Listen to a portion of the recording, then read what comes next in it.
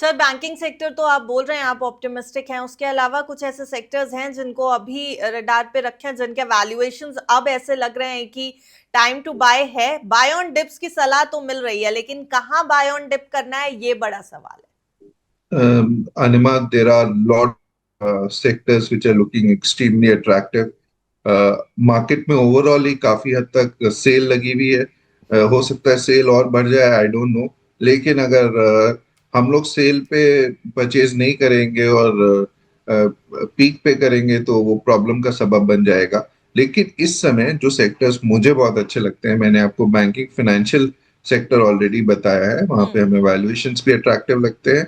और हमें private banks, public sector banks, large bank, small bank सब अच्छा लगता हम्म। है। So we would be willing buyers over there. Second is, हम लोगों को यहाँ पे जो है फार्मा सेक्टर बहुत अच्छा लगता है। तो फार्मा सेक्टर, बहुत सारी दवाएं जो वर्ल्ड वाइड हैं ऑफ पेटेंट हो रही हैं। हम्म। सेकेंडली, ओबिसिटी ड्रग्स इंडिया में मैन्युफैक्चरिंग बड़े लेवल पे हो रही है, could be a big play in Indian markets. और हम लोगों को फार्मा सेक्टर ओवरऑल बहुत अच्छा लगता है। Indian companies have now become part of the global supply chain. Particularly the CDMO CRDMO space हमें बहुत अच्छी लगती है, क्रैम स्पेस बहुत अच्छी लगती है। So I think that is one space to look out for. Another hmm. Sector is automobile sector. बहुत अच्छा लगता है। ऑटो एंसिलरी स्पेस जो है, it has become part of the global supply chain just like pharma sector. पर वहां पे valuation का प्रॉब्लम हो गया था, क्योंकि उसने 4-5 महीने पहले तक बहुत अच्छा परफॉर्म किया था, बट अब वैल्यूएशन करेक्शंस हो गए हैं। So hmm. We like automobile sector overall, we like auto ancillary, we like two wheelers very much. Two wheeler हमें बहुत अच्छा लगता है category, even four wheelers to some extent, but more optimistic on auto ancillaries and two wheeler space. इसके अलावा हमें new age technology stocks अच्छे लगते हैं। अभी भी वैल्यूएशंस आए हैं, बट वैल्यूएशन करेक्शन हो चुका है। But there are certain things that are happening, वो ट्रांसफॉर्म करेंगी दुनिया को, इंक्लूडिंग इंडिया। एंड उस सेक्टर में जो अग्रणी companies in the new age technology sector हमें बहुत अच्छी लगती है। Place like artificial intelligence, data centres, GCCs हो गए, आपके सेमी कंडक्टर्स हो गए। हम्म।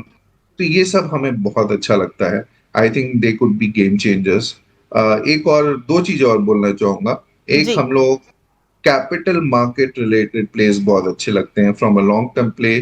चाहे वो एक्सचेंजेस हों, चाहे वेल्थ मैनेजमेंट कंपनीज हों, चाहे वो ब्रोकर्स हों, डिपॉजिटरीज हों।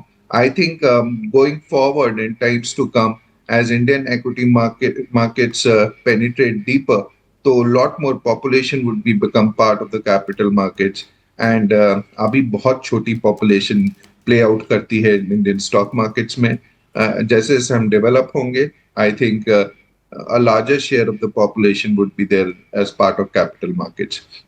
Lastly, given whatever is happening in the global space, hmm. defense becomes critical, and not just for India, it becomes critical for global countries.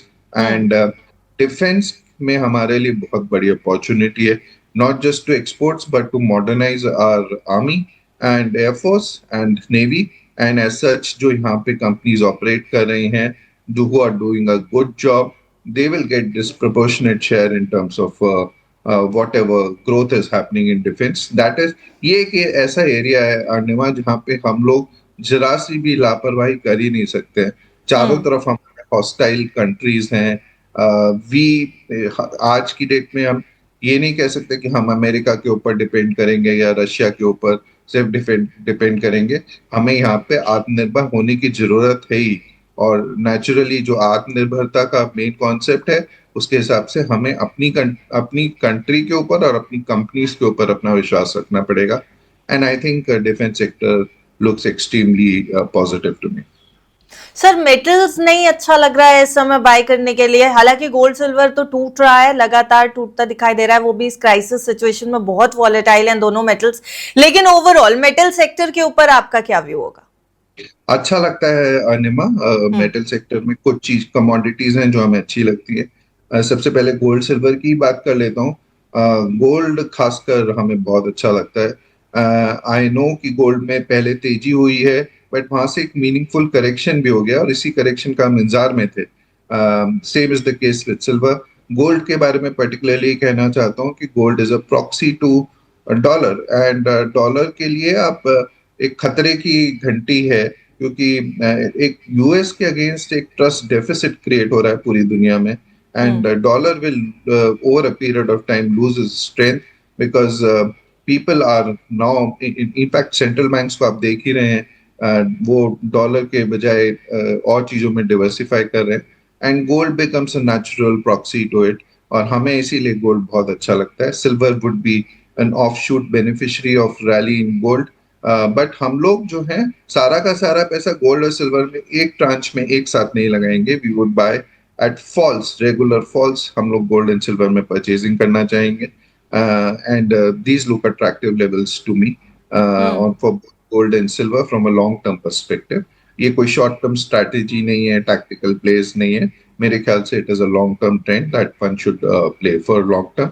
इसके अलावा हमें कॉपर, एल्यूमिनियम, ये सब भी अच्छा लगता है, बट यहाँ पे आप थोड़ा सा और कॉशियस होकर अप्रोच करिएगा। आज जो आप मेटल्स में रैली देख रहे हैं, कुछ अटैक्स हुए हैं, जैसे एल्यूमिनियम फैक्ट्री के ऊपर गल्फ में अटैक हुआ है, जिसकी वजह से there is a surge in gold in aluminium prices. The rally could also be because of that. So rather than one short-term play, I would be more confident in investing from a long-term perspective, but in tranches.